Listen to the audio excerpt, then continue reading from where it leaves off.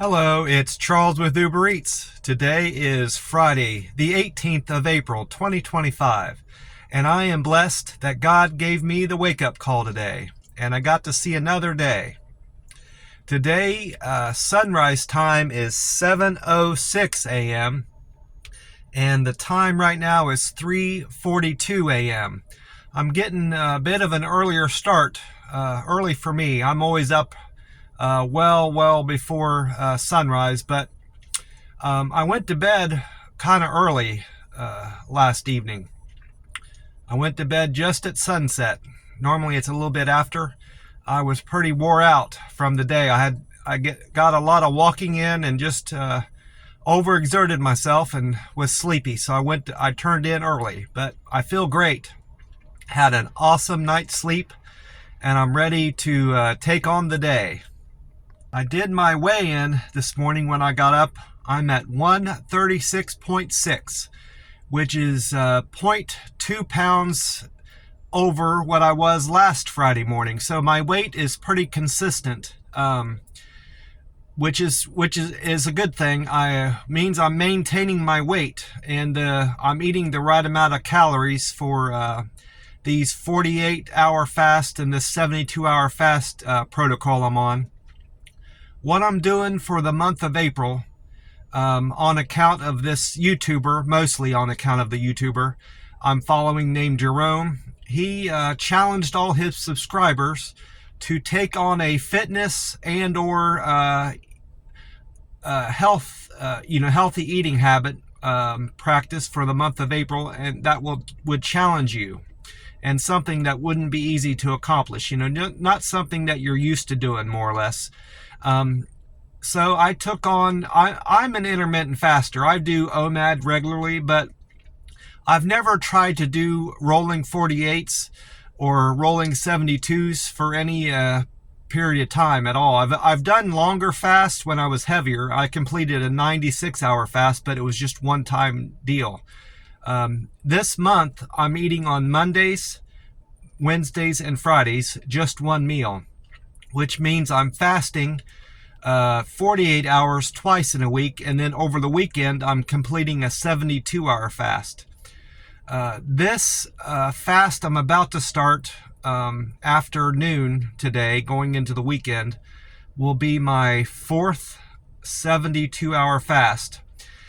It's only the third fast that I'm counting for this challenge, because that first one wasn't entirely in the month. But anyway, these fasts are quite easy for me, surprisingly. I didn't think I would be able to do this easy, but I think it's mostly because I'm eating such larger meals.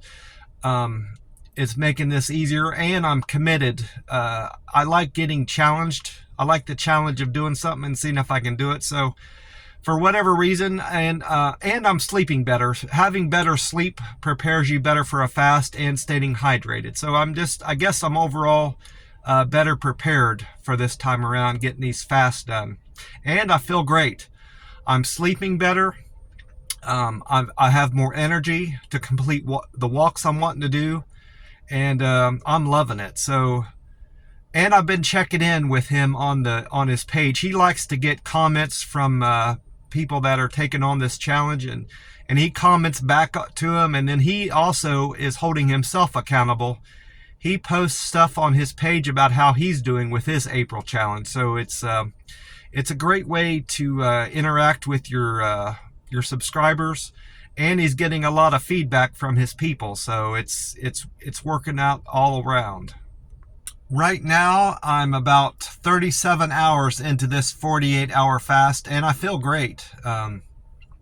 Feel about the same as I would coming out of a 24-hour fast, if I'm being honest. It don't feel any different now. These 48-hour fasts are definitely something I can do routinely. I was doing this a little bit in March, skipping a day, going from OMAD to skipping a day, eating one meal every other day. And I didn't have, any trouble doing that, making that jump. So it's not that big of a deal. Now the 72-hour fast, the first one I completed this month was a little bit challenging. I wasn't properly hydrated. And I knew that going into it, that I hadn't had enough water the day before, but I accomplished it nonetheless. And then the following weekend, I made sure I had a lot of water going into that fast, and that made it much easier. I nearly forgot about the high temperature. I did check Google this morning, and I listened to a little bit of the radio about the weather. Guy on the radio said the high temperature today is going to be 91 degrees, and we're still expecting high winds through the valley. But according to Google, it's only going to get up to 90 degrees down here. So it's going to be quite a bit warmer, a little bit warmer than yesterday, if I recall. I think it was 88. I don't remember off the top of my head, but it's going to be very warm and breezy today. So another nice day in McAllen, Texas. The forecast did change for Sunday. Yesterday, Google said we can expect thunderstorms on Sunday, but this morning that has changed, and I don't see that there's any rain or anything going on Sunday. It looks like they pushed that back to Monday. So now we're to expect rain in the valley on Monday, but still no thunderstorms. So they took that entirely out of the equation. So I'm happy about that. Hopefully we won't get too much rain on Monday, because that's a great day for walking for me. Monday is a slow day for my Uber Eats deliveries, and I can usually get a lot of walking in and extra steps in my day between deliveries. So I'm hoping the rain holds off, especially since it's a slow day. Mondays, Tuesdays, and Wednesdays are always slow delivery days on the Uber Eats app.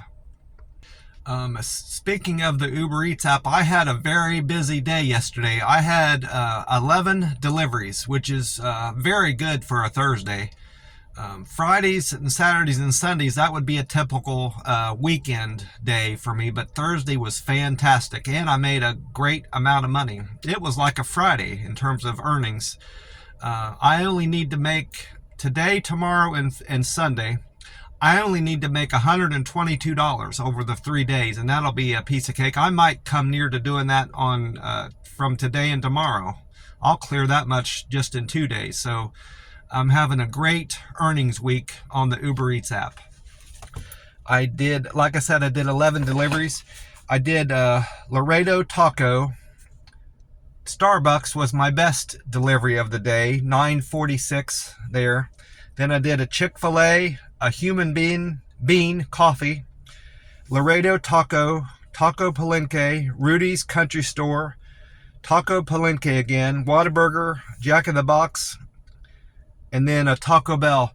While I'm thinking of it, that Laredo Taco, my first delivery, that was a great opportunity for customer engagement, because when I got there, that was my first trip of the day. The guy had ordered 2 breakfast burritos, and this has never happened to me, this situation. Apparently, on the app, I don't know if it was a glitch in the system or not, but when he ordered his breakfast burritos, he didn't put in what kind of breakfast burritos they have. And they have several types there. They have potato and egg, bacon and egg, sausage and egg, ham and egg. Then they have hash brown. They can put hash browns in them and mix it with all those meats. And then they have some kind of other spicy sausage that they can mix with eggs. You know, they have like maybe a dozen or more different varieties of combinations of burritos. And then they have tacos with all those different combinations. Well, I get there to the Laredo Taco place. It's a combination gas station. It's like a Stripes gas station and Laredo Taco deal. Well, I get in there, and the manager explains to me that they couldn't prepare his order yet, because all they knew is that he wanted a breakfast burrito, and they didn't know what kind to make. So I text the guy and asked him what type of breakfast burrito he wants. He never got back to me. Then I tried to call him, didn't answer his phone. So then I had to contact support to see what they wanted me to do. They tried to call him, and he answered the call from them. And then they patched me through to him on the phone, and And it turns out I went through all their, the choices that they had with the manager there.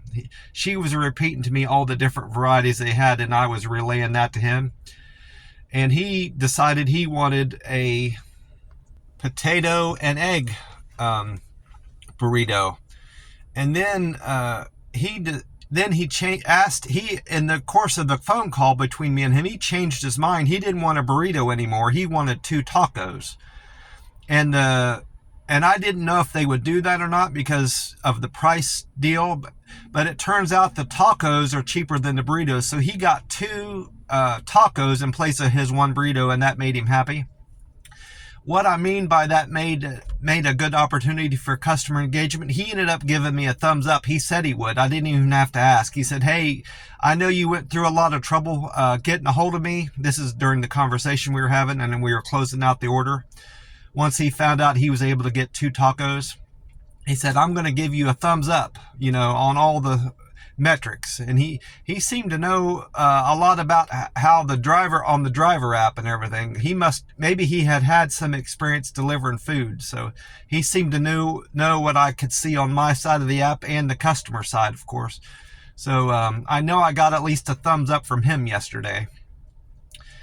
And then I had another situation later in the day that may or may not have resulted in good customer engagement, but they were 2 similar situations I ran into at schools.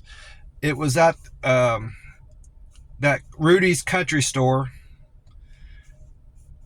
and the Taco Palenque. That was towards the end of my day. It was during the time when parents are coming to pick up their kids at school. The first one was kind of a dangerous situation because the school was on a major road. One side of the road had a bunch of businesses and schools on it, and the other side had all houses. Well, I could not get into the school because all the parents were lined up on the street to pick up in their cars to pick up their kids from the school, and I couldn't even get into the school building, up where I was supposed to park in there. I had to park across the street, was the nearest place to park in a customer's home, and I didn't like that too well. It didn't seem like they were home. There weren't any cars in the driveway, at least, and I was hoping I wasn't going to have to be parked there too long to piss off the people that live there. Well, and I had no choice, so I had to park and cross a busy major road there, and luckily one side of the road was blocked by cars, and I didn't have to worry about traffic coming from that way, and it wasn't too busy, I suppose. So I made my way across the way. I had to walk a good bit to get up to the school, and dropped off the food there. And then the very next order was at a different school. I had the same situation, but luckily this one was kind of out in the country, and they were still lined up there, and I couldn't get into the school parking lot, and I had to walk across. But fortunately, it was a tire change place in a business, and I told the guy there that I just had to park there temporarily to walk across to the school, and he didn't seem to care. He didn't, mind me. I said, "I won't be here long." He said, "I don't care how long you have to park here. I know you're out delivering food." So he was cool about that. But I got a good bit of walking out of that deal, and I like that part of it. I've never had that situation happen down here in McAllen where I've had to walk across the street to the school. Generally, I can always park in the school parking lot to walk up to them, but just happened to be there when the parents are picking up their kids is why I ran into that situation yesterday. I did check my scores from yesterday. The best I can tell, I got 3 thumbs up yesterday. I got that on a quick and efficient score. My delivery with care went up 2 thumbs up. I got 2 thumbs up for that. I went up to 267. My quick and efficient, I got 3 thumbs up. I went up to 231. My friendly score also went up 3 to 226. Perfect handoff went up to 214. And I got communication thumbs up. I got up 3 thumbs up on that. So normally that's my weakness. I'm usually I'm a poor communicator, generally speaking, and that's usually something I struggle with on the app. But they gave me 3 thumbs up. Someone did. 3 people did yesterday, so I'm happy about that. I was so busy yesterday that I only had one opportunity to get extra steps into my day between deliveries, and that was between my second to last and last deliveries of the day. But that wasn't a great opportunity because it was that restaurant where I was waiting to, that customer where I was waiting to drop off their food in between deliveries, they weren't in a great area. It was an apartment building right on a major road, and there wasn't anywhere to walk around there. It was right by the freeway. So I would have been really just walking in circles, and I don't like to do that. So I more or less just waited there until I had my very last delivery, hoping that that would take me back closer to my house. And fortunately it did. And once I was done delivering for the day, I went back to the house, went in and dropped off my papers and everything, got everything out of there, and my charging cable. And then I went back out and got my steps in for the day. I wanted to do more than just 5 miles because I hadn't gotten any extra steps in for the day like I had explained, and I did 6 miles. What I found out about that loop I make around my house, near my house, there's a great walking trail, and there's a big circle I can complete. What's great, I found out yesterday about that circle, one loop comes shy of 2 miles, about 100 feet, 1 or 200 feet steps is more would be 2 miles. So it's pretty much 2 miles circle around. I did 3 loops around there, and I did 6 miles yesterday, and I got it done fairly quick. So that's good to know about that loop. If I do that, I know I don't have to even track it with the app. I know that's a 2 mile loop now. And now with that 6 miles down, I have 101 miles walked for the year, towards my 1,000 mile walk goal for 2025. After I got that walk in, I just came back to the house and relaxed the rest of the day. I didn't have any plans beyond walking and my Uber Eats deliveries, and hoping to get some walking in between my deliveries. I came across a YouTuber that I hadn't seen before. His page is called A Healthy Alternative. And he talks a lot about fasting, dry fasting, and he's got a lot of other health content on there. Most of his stuff is about health and fitness, but the interest I have in him is about fasting, and he interests me in dry fasting too, because I kind of came across that recently, the benefits of that, and he's got a lot of good content on dry fasting. I've watched some of those videos on that too from him. Subscribe to him, by the way. I'm gonna follow a lot of his content. I love fasting content and dry fasting stuff. Well, as far as my plans today, I'm gonna do Uber Eats deliveries until about noon, and then come back and do my plasma draw. I do plasma donations on Wednesdays and Fridays, so I'm going to do my plasma draw today. Hopefully that guy with, I know his name, but I'm not going to say it on here. It wouldn't be appropriate. He's the guy, my favorite person there that draws plasma is the guy with the big beard. And then there's a few others I've found I like doing my draw, sticking my arm. They're very good at it, but I'm hoping I get him again. And then after that, I'm going to do whatever steps I need to do, walking I need to do to get up to 2 or 3 miles in today. Hopefully it's not too much. And then once I do that, I'm going to break my fast at the buffet. I need to keep in mind that I'm going into a 72-hour fast, so I'm going to try to get in as many calories as I can, and not as much water. I don't want to fill up on water going into this fast, because calories are more important than staying hydrated. I'll get plenty of fluids into me into the afternoon after I eat to make sure I'm properly hydrated. I want to focus on getting enough protein going into this fast also from the buffet. And then after the buffet, I need to head to the bank. There's some banking I need to complete today. And then after that, I'm just going to take it easy and hopefully make this 72-hour fast another successful one. Well, I want to wish you all well and hope you have a great weekend and remind you to stay hydrated. God bless you all, and I will talk to you soon. Bye for now.